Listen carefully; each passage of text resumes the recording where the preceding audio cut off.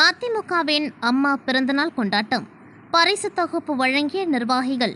திருச்சி அஇஅதிமுக முன்னாள் முதலமைச்சர் செல்வி ஜெயலலிதா அவர்களின் 78வது பிறந்தநாள் விழா சிறப்பாக கொண்டாடப்பட்டது.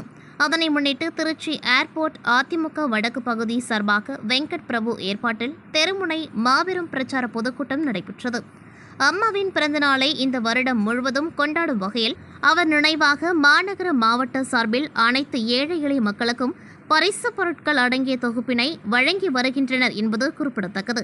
மறைந்த முன்னாள் முதலமைச்சர் செல்வி ஜெயலலிதா அவர்களின் பிறந்தநாளை தமிழகம் முழுவதும் கொண்டாடப்பட்டு வரும் நிலையில் திருச்சியில் அதன் ஒரு பகுதியாக மாநகர மாவட்ட சார்பில் ஏழை எளியோர்களுக்கு நலத்திட்ட உதவிகள் மற்றும் அன்னதானம், தெருமுனை பிரச்சார கூட்டங்கள் மற்றும் பொதுக்கூட்டங்கள் என பல்வேறு நிகழ்ச்சிகள் நடைபெற்று வருகின்றது.